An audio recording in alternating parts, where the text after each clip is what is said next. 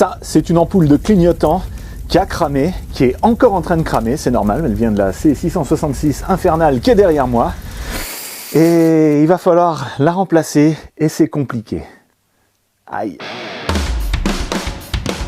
Garage bagnole et rock'n'roll, garage bagnole et rock'n'roll, garage bagnole et rock'n'roll, garage bagnole et rock'n'roll.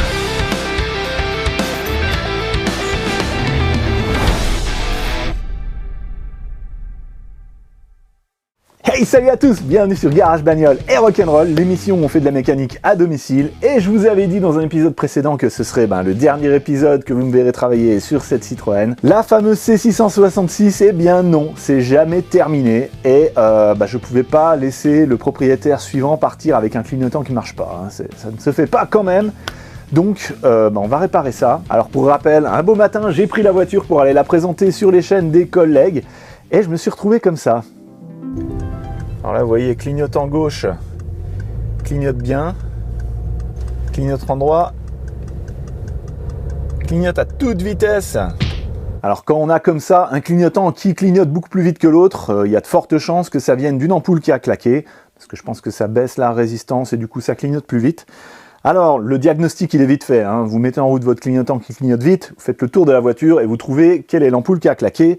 Dans le cas là, c'est le clignotant avant, celui qui se trouve ici. Alors le matin où je suis allé voir POA, eh bien j'ai démonté le clignotant, il faut sortir l'optique et démonter derrière. J'ai sorti ça, je suis passé à la concession Citroën qui est près de chez moi, j'ai dit « Monsieur, il me faut une ampoule comme ça, s'il vous plaît ». Le gars il m'a regardé, il a dit « C'est pour la C6 là qui est là-bas ?»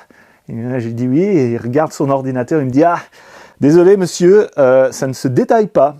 Mais on peut vous vendre l'optique complète, ça vaut un peu plus de 100 €. Alors un petit peu plus de 100 € juste pour une ampoule claquée, non, il n'y a pas moyen. Hein. Mais bon, le gars il a été sympa, il m'a dit éventuellement vous pouvez essayer de vous la réparer vous-même. Vous pouvez en bricoler une à l'aide d'une ampoule qu'on peut trouver comme ça sur internet. Et c'est ce qu'on va faire là maintenant tout de suite. J'ai trouvé une ampoule qui ressemble beaucoup.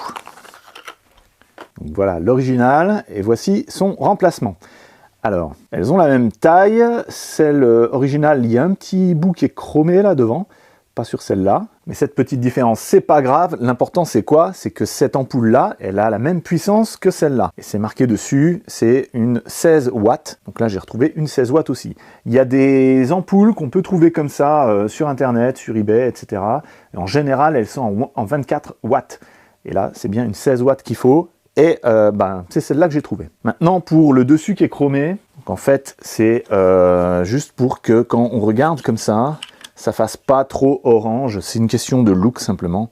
Ça n'apporte rien au niveau technique. Peut-être s'il me reste un petit peu de bombe de peinture chromée, je referai un petit tronc-tiron, on verra. Donc les deux ampoules ont vraiment la même forme, le même diamètre. Celle-ci, on voit bien que le filament est claqué dedans. Vous pouvez voir la différence entre les deux. Derrière, on peut voir un petit peu comment c'est fait. Donc ici sur la nouvelle, on a juste les deux broches qui arrivent. Et là sur l'ancienne, celle qui est pétée, on voit que c'est soudé à deux petites pattes en cuivre qui sont là.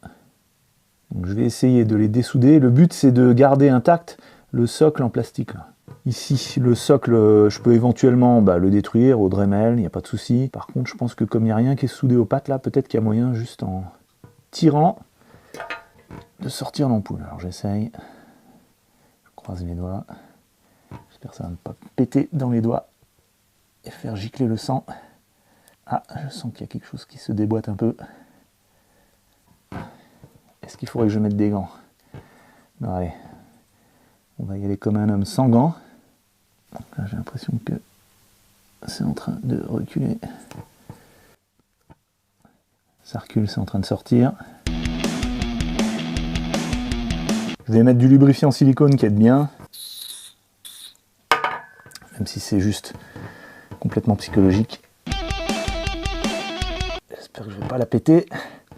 Parce qu'elle m'a coûté cher cette ampoule. Hein. Ouais, ça commence à venir. Vous voyez plus les broches au fond. Alors si vous vous posez la question, oui, ça fait mal aux doigts. Ah. Bon alors est-ce que je chauffe? J'ai pas envie parce qu'après ça va me faire plein de plastique qui colle au métal. Ah, yes! Wouhou! Voilà. Donc là, au moins 4 minutes 30 de bataille. Hein. Allez, fer à souder. Je vais le fer à souder le plus pété de tout le YouTube Game. C'est une honte. Une honte de montrer ça à la télé. Heureusement, on n'est pas à la télé. On va laisser chauffer. J'espère que c'est effectivement soudé là-dedans. Alors déjà au niveau de la longueur. Ah, c'est beaucoup plus long. Bon, à la limite, il vaut mieux que ce soit plus long que trop court. Je vais nettoyer un petit coup avec ma brosse à dents là. Donc là, toujours lunettes de sécurité. Parce que se prendre un éclat de soudure comme ça dans l'œil, c'est pas cool. Enfin, c'est cool une fois, mais pas deux quoi. Alors, je vais tirer. Là, je peux déjà un peu tirer sur l'ampoule. Je vais chauffer en essayant de ne pas cramer le plastique autour. Et ça m'a pas l'air d'être soudé en fait. Si ça se trouve, c'est simplement serti. Bon, dans les cas là, que faire? Si je force et que je tire. Voilà. Ok. Je vais chercher un crochet. Et je vais tirer là pour le décrocher. Ok, déjà ça bouge, c'est bien. Non, il faudrait que tout vienne.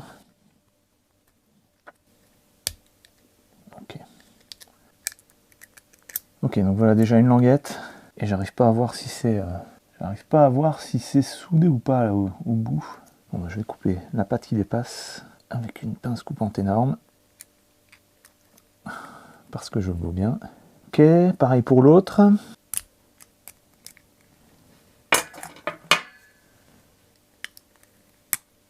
Bien. Enfin bien. Pas mal quoi. Je vais les mettre sur le côté comme ça. Et je vais mettre en place la nouvelle ampoule en espérant que ça passe dans les trous. Évidemment ça ne passe pas. Ça a l'air d'être un peu trop épais. Voilà, je force. Allez. On y croit. Yes. Ok. Alors ce que je vais faire, je vais replier la pâte là par là. Il me faut un outil un peu mieux que ça. Genre un petit tournevis. Donc ça, je vais aplatir ça de nouveau correctement comme c'était. Parce qu'en fait, c'est la partie ici et là qui fait contact avec le reste de l'optique. Voilà. Je rabats la petite pâte vers le truc en cuivre. Et puis je vais souder là-dessus. Avec une bonne grosse soudure des familles. Peut-être même pas, peut-être que je laisse simplement comme ça. Parce que si je soude, je vais faire fondre le plastique. Et là, simplement avec la tension, je pense que ça fait déjà contact. Donc pareil, rebelote de l'autre côté, donc je plie par là-bas. Je ramène la pâte d'origine à sa place. Hop, la pâte de la nouvelle ampoule dessus. Ok, donc là c'est le moment où vous pouvez dire en commentaire ce que vous pensez de ce que j'ai fait. Est-ce que simplement en posant comme ça les pâtes sur les lamelles en cuivre, ça tiendra dans le temps? J'imagine que non. Est-ce que je tente quand même une petite pointe de soudure? Allez. Oups. Donc je vais charger en soudure là direct.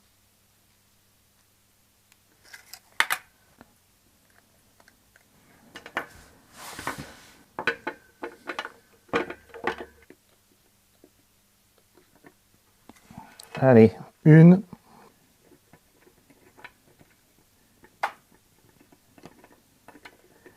Ouh, comme elle est moche celle-là. Ouh là là là là. Oh là là là, catastrophe. J'ai presque réussi à souder les deux trucs ensemble. Regardez-moi comme c'est n'importe quoi.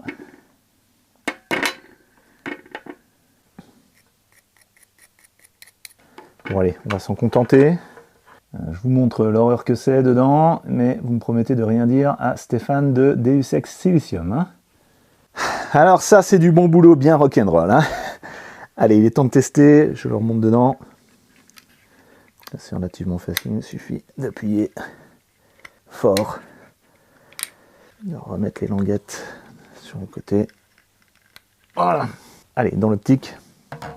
Alors figurez-vous que ça, c'est plutôt bien fait, c'est pratique. Il suffit de tirer dessus, regardez, ça vient tout seul. Pour une fois, il y a un truc simple qui est fait. Et ensuite, là, il y a des petites languettes à appuyer. On peut simplement y aller au doigt. Il y en a une là et deux en haut, ici et là. Et on sort l'optique comme ça. Alors, ça se met dans le sens là, je crois. Est-ce que c'est crade là-dedans? Ouais, parce que j'ai roulé avec l'optique avec tout ouvert derrière, donc il y a sûrement de la poussière qui est rentrée dedans. Je vais mettre un coup de soufflette.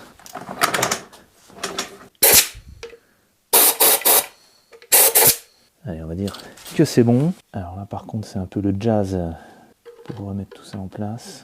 Il y a la languette là qui gêne. Okay.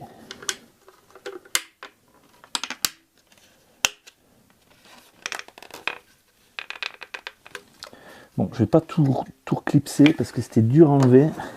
Où est-ce que j'ai mis le câble? Là, voilà. Je me pose juste comme ça. Alors, moment de vérité. Le gauche, ça va. Et le droit, celui qui nous intéresse.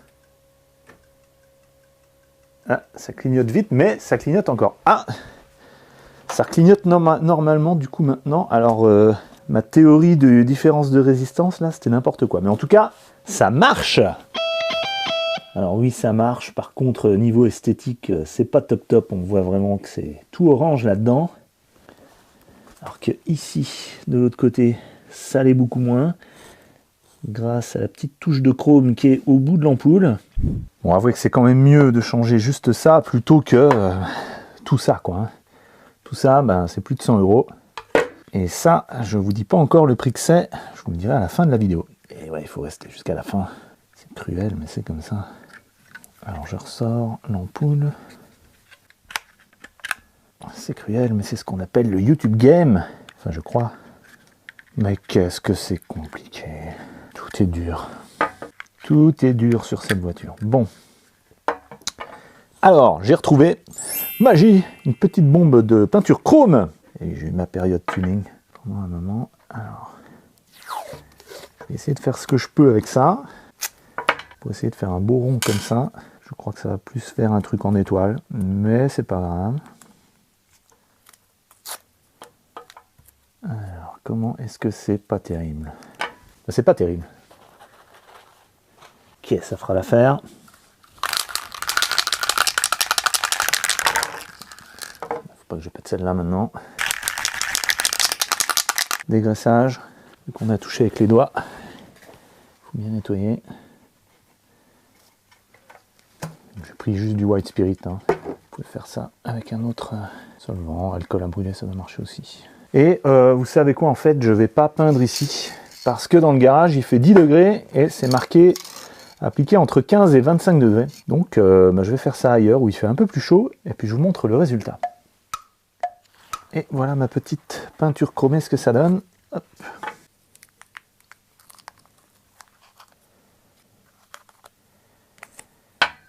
Ok, on est d'accord, c'est moins bien que l'original.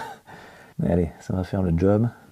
Donc peinture chromée, ce qu'on achète, c'est ça, ce qui devrait donner ça. Puis ce qu'on obtient, ben, c'est une espèce de gris comme ça. Bon, c'est pas grave, je le remets en place.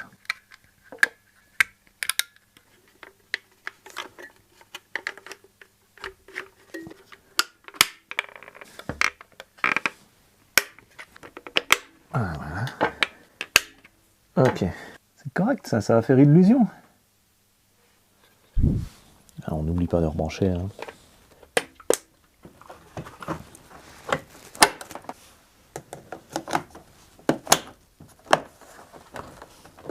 Et voilà. Ben voilà, c'est parfait ça. Et voilà, c'est une petite réparation, toute sympa, mais je suis super fier. On est toujours fier quand on répare un truc comme ça fait toujours du bien au moral. Et puis, bah, ça fait du bien aussi au portefeuille, parce que 100 € une fois de plus pour ça, c'est lourd. Hein. Alors, le prix de cette ampoule, ben, comme je vous l'ai dit, je vous le dis à la fin de la vidéo. S'il y en a parmi vous qui ont une C6 et qui ont ce problème, je vous mets le lien vers cette ampoule en dessous dans la description. J'espère que vous avez apprécié cette vidéo. C'était vraiment la dernière où je bricole sur cette C666.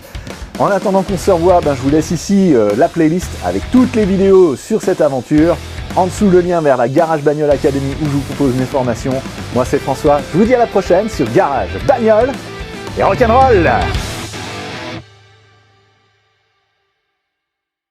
21 €.